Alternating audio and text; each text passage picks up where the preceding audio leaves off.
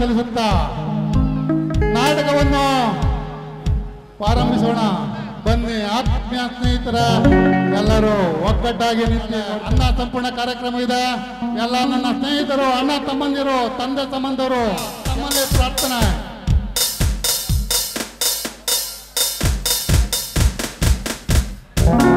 APMC ಮಾಜಿ ಅಧ್ಯಕ್ಷರಾದಂಥ ಬಸವನಹಳ್ಳಿ ವೆಂಕಟೇಶಣ್ಣವರು ಕೂಡ ವೇದಿಕೆ ಮೇಲೆ ಆಗಮಿಸಬೇಕಂತ ತಮ್ಮಲ್ಲಿ ಪ್ರಾರ್ಥನೆ.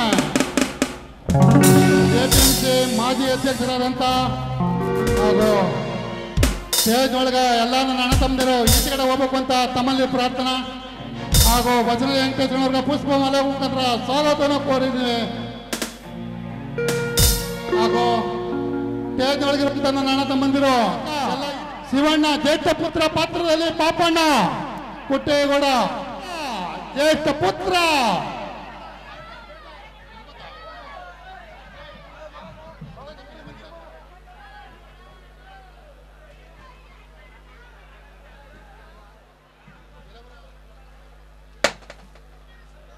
ಹಾಸ್ಯ ಪಾತ್ರದಲ್ಲಿ ಬಸವರಾಜ್ ಸಿಂಹ ಸಣ್ಣೇಗೌಡರಿಂದ ಅವರು ಸ್ವಾಗತ. ಆಟೋ ರಂಗಸ್ವಾಮಿ MLA ಪಾತ್ರದಲ್ಲಿ ರಂಗಸ್ವಾಮಿ ಅವರಿಗೆ ಚಿಕ್ಕ ಸನ್ಮಾನ.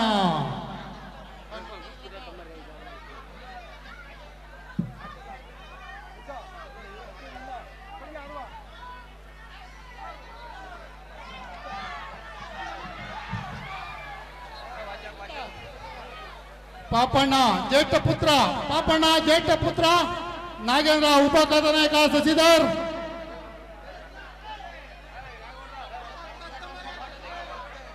ರಂಗಸ್ವಾಮಿ ಪಾಪಣ್ಣ ಜ್ಯೇಷ್ಠ ಪುತ್ರ ಹಾಗೂ ರಂಗಸ್ವಾಮಿ ಹಾಗೂ ನಾಗೇಂದ್ರ ಇವರಿಗೆ ಚಿಕ್ಕ ಸನ್ಮಾನವನ್ನು ಏರ್ಪಡಿಸಲಾಗಿದೆ.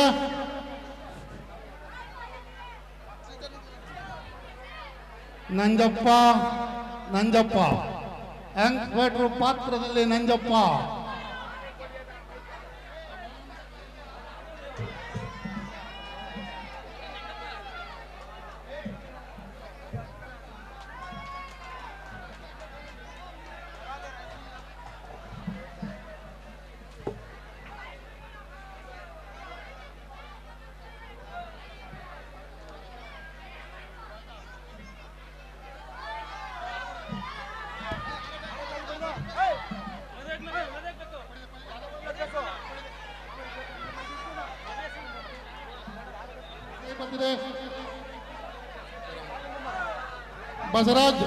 ಬಸವರಾಜ್ ಪಾತ್ರದಲ್ಲಿ ಹಾಸ್ಯ ಸಿಂಹ,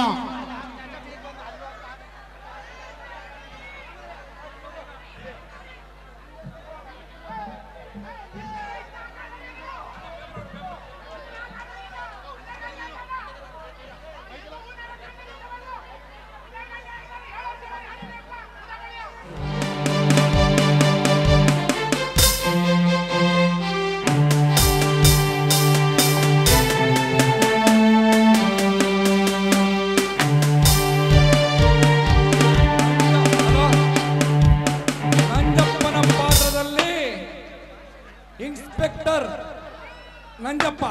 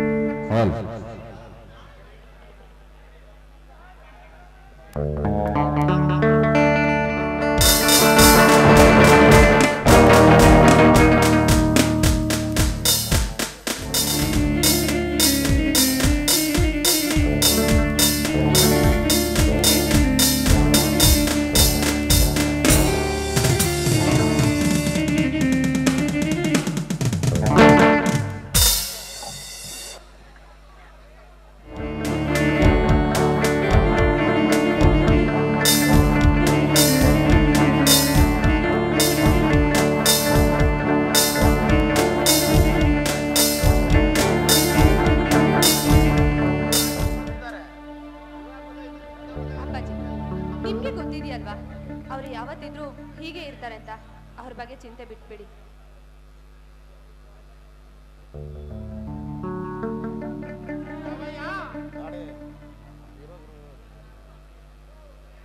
ರೀ, ಯಾಕ್ರಿ ಹೀಗಿದ್ದೀರಾ?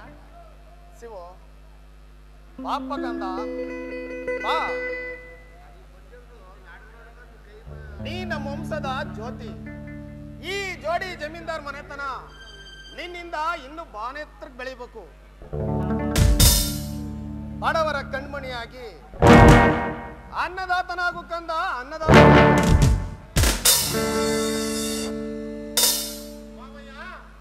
ಇವತ್ತು ಯುಗಾದಿ ಹಬ್ಬ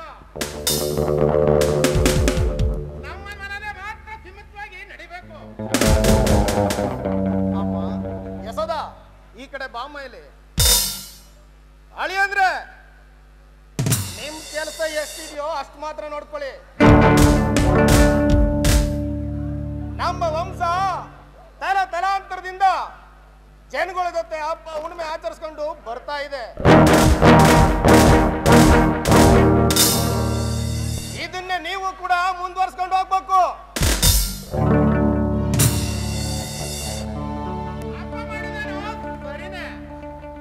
ಆದ್ರೆ ಯುಗಾದಿ, ಸಂಕ್ರಾಂತಿ, ಮಾರ್ಲಮಿ, ಆಯುಧ ಪೂಜೆ ಎಂದು ಅವ್ರಿಗೆ ಲಕ್ಷ ಹಣನ ಕೊಡ್ತಾ ಇದ್ರೆ ಒಂದು ವರ್ಷಕ್ಕೆ 2 ಕೋಟಿಗೂ ಹೆಚ್ಚಾಗುತ್ತೆ ಮಾವಯ್ಯ. ಮೊಚ್ಚ ಬಾಯಿ ಅವಿವೇಕಿ.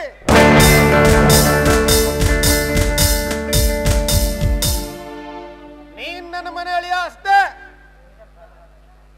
ಗಂಡು ಮಕ್ಕಳಿಲ್ಲದ ನಮಗೆ ಮಗನ ಸ್ಥಾನ ತುಂಬ್ತೀಯ ಅಂತ ನಾನು ಎಷ್ಟೋ ನಂಬ್ಕೊಂಡಿದ್ದೆ.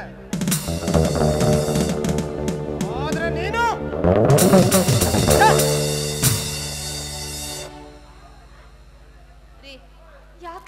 ಯಾಕ್ರಿ ಹೀಗ್ ಮಾಡ್ತಾ ಇದ್ದೀರಾ? ನೋಡಿ, ಅಪ್ಪಾಜಿ ಹೇಳೋ ಮಾತನ್ನ ಕೇಳಿ. ಅವರು ಹಿರಿಯರು, ಅವ್ರ ಮಾತಿಗೆ ನಾವು ಬೆಲೆ ಕೊಡ್ಬೇಕಾಗಿರೋದು ನಿಮ್ ಕರ್ತವ್ಯ. ಹೇಳಿದ ಮಾತನ್ನ ಕೇಳಿ.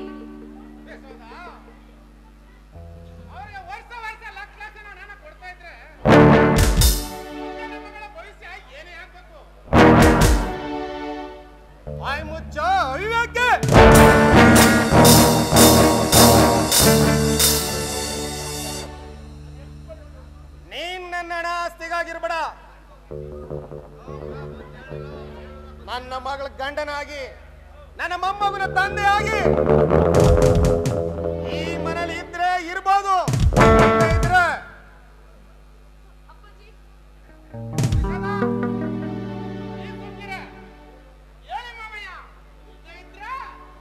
ನೀನ್ ಜನ್ಮಕ್ಕಷ್ಟು ಬೆಂಕಿ ಹಾಕ. ನಿನ್ನ ಮನಸ್ಸಲ್ಲಿ ಈ ರೀತಿ ಲೆಕ್ಕಾಚಾರ ಇದೆ ಅಂದ್ಮೇಲೆ ನಿನಗೆ ಈ ಮನೇಲಿ ಜಾಗ ಇಲ್ಲ ಕಣೋ. ನಿನಗೊಂದಷ್ಟು ಹಣ ಆಸ್ತಿನ ಕೊಡ್ತೀನಿ, ಬಾಳಿ ಬದುಕಿ ತೋರುವಂತೆ.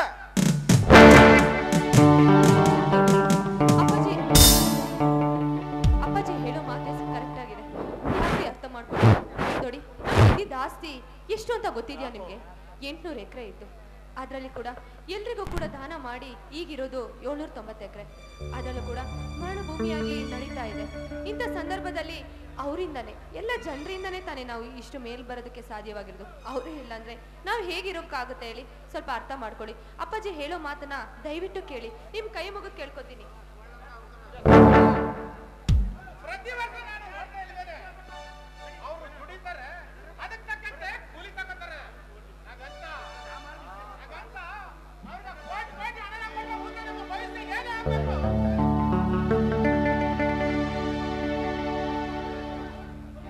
ನೀವು ಮೊದಲು ಬಾಯಿ ಮುಚ್ಕೊಂಡು ಸುಮ್ಮನೆ ನಿಂತ್ಕೊಳ್ಳಿ.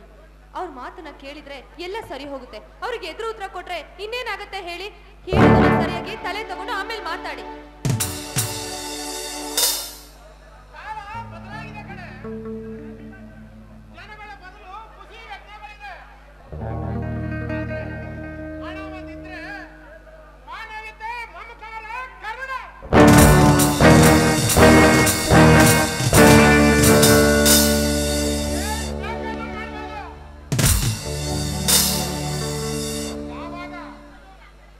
ಇಡೀ ಆಸ್ತಿಯಲ್ಲಿ 17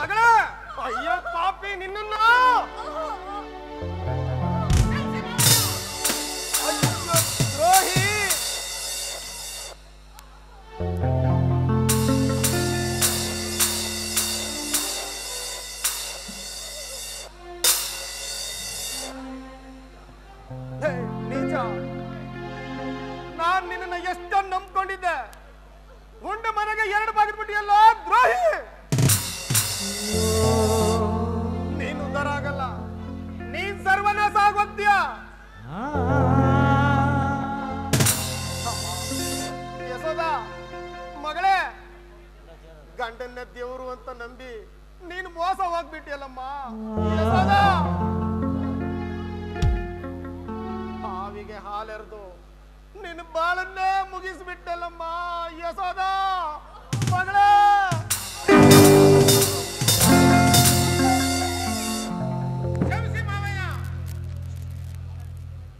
ನಗುತ್ತೈತೆ ದೈವಾಲಿ ನಗುತ್ತೈತೆ ಜೀವಾಲಿ ನಗುತ್ತೈತೆ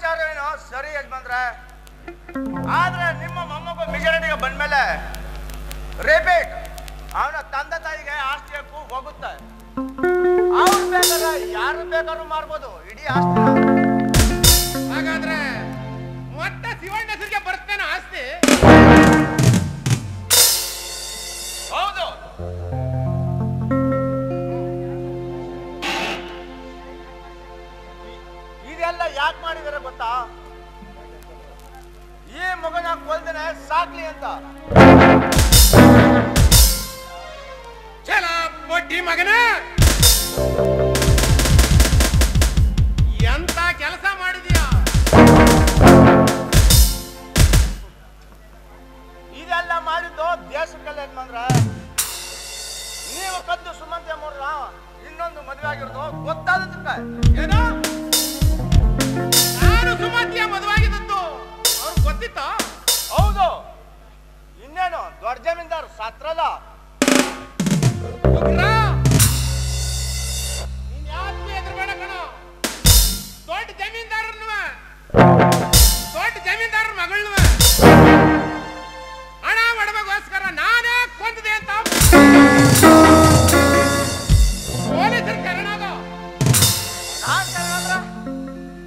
ನನಗೇನು ಕೊಡ್ತೀರಾ?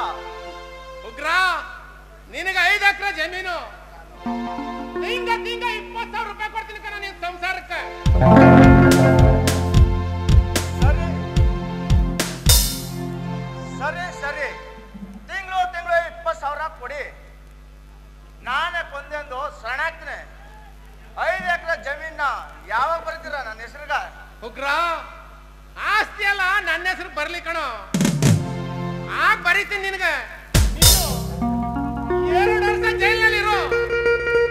ನಿನ್ನ ನಾನು ಬಿಯಲ್ ಮೇಲೆ ನಾನು ಬಿಡ್ಸ್ಕೊ ಬರ್ತೀನಿ.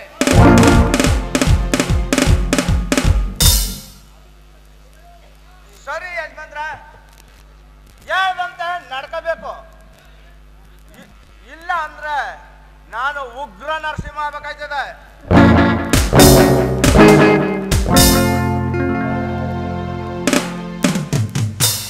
ಹಲೋ ಹಲೋ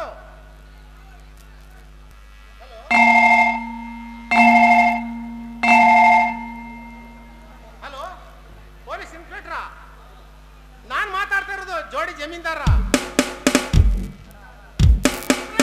ದೊಡ್ಡ ರೌಡಿ ಹಣ ಬಡವಗೋಸ್ಕರ ನನ್ನ ಹೆಂಡ್ತಿನೂ ನಮ್ಮ ಮಾವನ್ನೂ ಕೊಲೆ ಮಾಡ್ಬಿಟ್ಟಿದ್ದಾನೆ. ಬೇಗ ಬನ್ನಿ ಸಾಹೇಬ್ರ, ಬೇಗ ಬನ್ನಿ.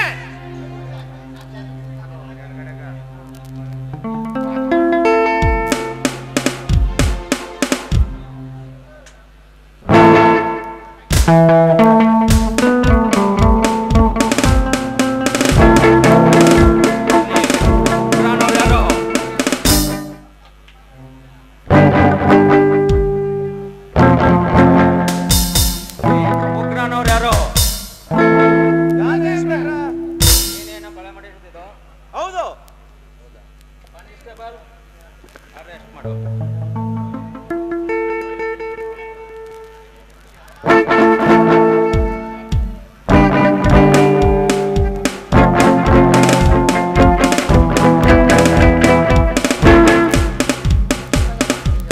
ಪೊಲೀಸ್ ಡಿಪಾರ್ಟ್ಮೆಂಟ್ ಬುದ್ಧಿನ ತೋರಿಸಿದ್ರೆ ಮತ್ತೆ ಈ ಕೆಲಸ ಮಾಡಬಾರ್ದು.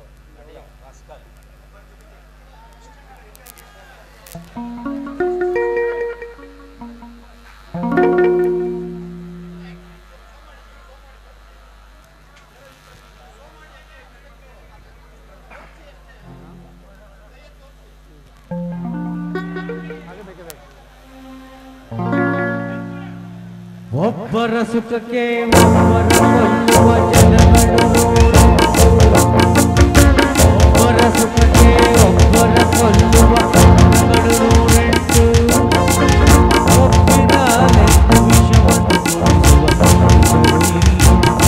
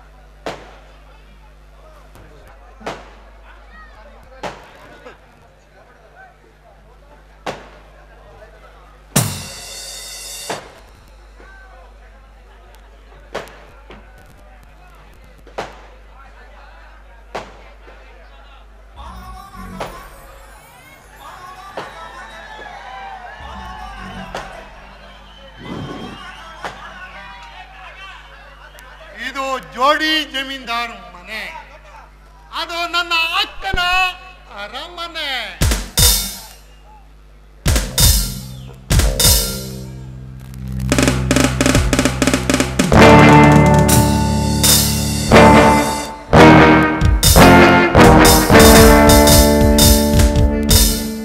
ವಾಸಂತರ ನನಗೆ ಕೊಟ್ಟು ಮದುವೆ ಮಾಡಲಿಲ್ಲ ಅಂದ್ರೆ ಜೋಡಿ ಜಮೀನ್ದಾರ್ ಮನೆ ವಿಚಿತ್ರ.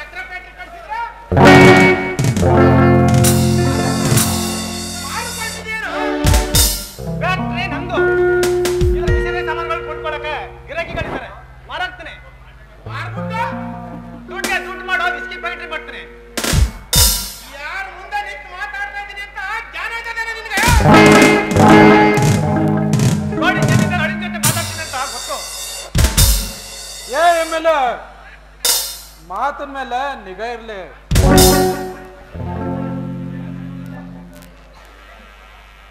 ಯಾಪ ಇಷ್ಟು ಬೇಗ ದೊಡ್ಡ ಯಜ್ಞ ಬಿಟ್ಟಿದ್ಯಾ?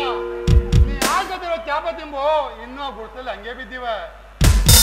ಈ ಎಮ್ಮೆಲೆ ಪರವೇ ಈ ಜಮೀನ್ದಾರ್ ಕೊಟ್ಟ ಭಿಕ್ಷೇನದ ಮರಿಬೇಡ. ಜಮೀನ್ದಾರ ನನ್ನನ್ನ ಈ ಜನಕ್ಕೆ ಹೇಳಿ ಗೆಲ್ಸ್ಕೊಡಿ ಅಂತ ನೀವು ಕಾಲು ಹಿಡ್ಕೊಂಡಿರೋ CC ಕ್ಯಾಮ್ರಾದ ವಿಡಿಯೋ ಇನ್ನೂ ನನ್ನ ಹತ್ರ ಜೀವಂತವಾಗಿದೆ. ಹುಷಾರ್. ನಿಮ್ಮಿಂದ ಗೆದ್ದಿರೋ ನಿಜ. ಆರ ಗೆಲುವಿಗೆ ಕಾರಣ ಆದವರು ದೊಡ್ಡ ಜಮೀನ್ದಾರ ಮೊಮ್ಮಗ ಶಿವಣ್ಣ. ಆ ಶಿವಣ್ಣ ಅಪ್ಪನ ಕಣಪ್ಪ ಹೇಳ್ತಾ ಇರೋದು. ಈ ಬಟ್ ಹೆಂಗಿರೋ ಸುನಿಲ್ ಗೆದ್ದು ಉಪಮುಖ್ಯಮಂತ್ರಿ ಆಯ್ತಾನೆ. ಅವನ ಸರ್ಕಾರದಲ್ಲಿ ಮಿನಿಸ್ಟರ್ ಆಗಿ ಒಳ್ಳೆ ಕೆಲಸ ಮಾಡೋ.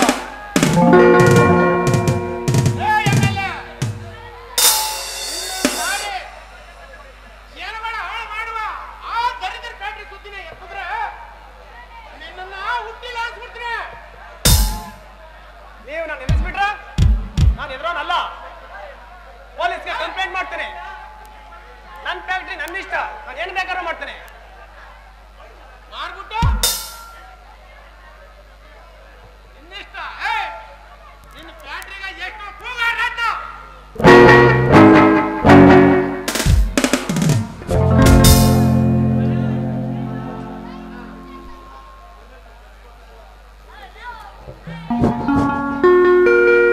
ಜಮೀನ್ದಾರ್ ಮಕ್ಳಿಗೆ ಮರ್ಯಾದೆ ಕೊಡಲ್ವಾ ನೀನು? ಮರ್ಯಾದೆ ಕೊಡ್ತೀನಿ. ಈ ಹುಲಿಪುರದ ದೊಡ್ಡ ಜಮೀನ್ದಾರ ಮೊಮ್ಮಗನ ಕೊಡ್ತೇನೆ. ಅವ್ರು ಕೇಳಿದ್ರೆ ಪ್ರಾಣ ಬೇಕಾದ್ರೂ ಕೊಡ್ತೇನೆ. ಅದು ಅವರ ಬರ್ತಿದ್ದಾರೆ. ಅದ್ಕರಿಕ್ ಮೇಲೆ ಇಟ್ ಮೇಲೆ ಅವ್ರ ಕಾಳ್ ಬಾವಾ. ನಿಮ್ ಜ್ಯೇಷ್ಠ ಪುತ್ರ ಈ ಪಂಚಾಯತಿಗೂ ಈ ಎಮ್ಮೆಲೆ ನನ್ನ ಮಗನಿಗೂ ಗೌರವ ಕೊಡಂತ ಬಂದಿದ್ದ ನೋಡಿ. ಜೋಡಿ ಜಮೀನ್ದಾರ್ ಶಿವಣ್ಣನವರಿಗೆ, ಜ್ಯೇಷ್ಠ ಪುತ್ರ ಶಿವಣ್ಣನವರಿಗೆ, ಜ್ಯೇಷ್ಠ ಪುತ್ರ ಶಿವಣ್ಣನವರಿಗೆ.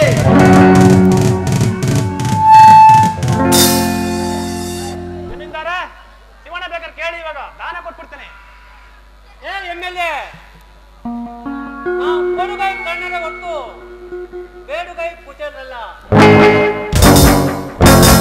ನಿನಗೆ ಸಂಸ್ಕಾರ ಒಂದಿದ್ರೆ ಇಡೀ ಜಗತ್ತನ್ನೇ ಗೆಲ್ಬೋದು. ಅಹಂಕಾರವಿದ್ರೆ ಗೆದ್ದ ಜಗತ್ತನ್ನ ಕಳ್ಕೋಬಹುದು. ಜೋಡಿ ಜಮೀನ್ದಾರ ಮನೆಯವರಂದ್ರೆ ಭಯಭಕ್ತಿ ಇರಲಿ.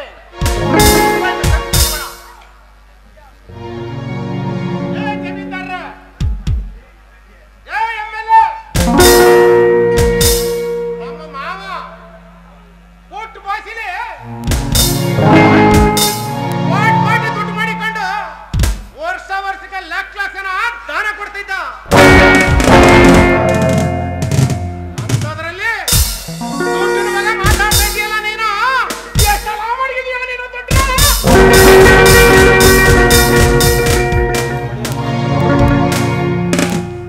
MLA ನಮ್ಮ ಅಪ್ಪನ ಮೇಲೆ ಇಷ್ಟೆಲ್ಲ ಮಾತಾಡ್ತಿದ್ಯಾ ನೀನು? ಕೂಗ ರಾಜು, ಆ ಎಷ್ಟು ಲಕ್ಷ ಆಗುತ್ತೆ ನೋಡಿ ಬಿಡ್ತೀನಿ. ಕೂಗು.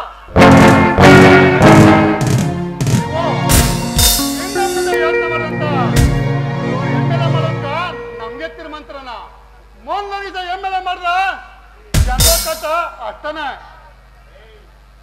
MLA ನನಗೆ ಎಷ್ಟು ಗೌರವ ಕೊಟ್ಟಿಯೋ ಅಷ್ಟೇ ಗೌರವನ ನಮ್ಮ ಅಪ್ಪನಿಗೂ ಕೊಡ್ಬೇಕು. ಇಂದ ಇದ್ರೆ ಜನನ ಬ್ರಹ್ಮನ ಲೆಕ್ಕ, ಮರಣ ಯಮನ ಲೆಕ್ಕ. ಆಗ ನೀನು ಬಿಡೋದು ನನ್ನ ಲೆಕ್ಕ. ಜಾಗ್ರತೆ. ಆಗ್ಲಿ ಶಿವಣ್ಣ, ಸುತ್ತಲ್ಲಿ ಕಬ್ಬಳ ರೈತರಿಗೆ ಅನುಕೂಲವಾಗಲಿ ಅಂತ ಈ ಫ್ಯಾಕ್ಟ್ರಿ ಕಟ್ತೀರಿ. ಇನ್ನು ಮುಂದೆ ಹಂಗೆ ಆಗ್ಲಿ ಶಿವಣ್ಣ. ಅಣ್ಣ ನೀನು ಫ್ಯಾಕ್ಟ್ರಿ ದುಡ್ಡು ಅಣ್ಣ ಇವನ ಹತ್ರ ದಯ ದಾಕ್ಷಿಣ ಬೇಡ. ಅದೆಷ್ಟು ದುಡ್ಡು ಕೊಟ್ಟು ಕೊಂಡ್ಕೊಳ್ಳೋಣ. ಎಷ್ಟೆಲ್ಲ ನಿನ್ ಫ್ಯಾಕ್ಟ್ರಿ ದುಡ್ಡು? 270 ಕೋಟಿ ಖರ್ಚು ಮಾಡಿದ್ದೆ. 270 ಕೋಟಿ? ಅಪ್ಪ 300 ಕೋಟಿ ನಾನು ಮುಖದ ಮೇಲೆ ಬಿಸಾಕಿ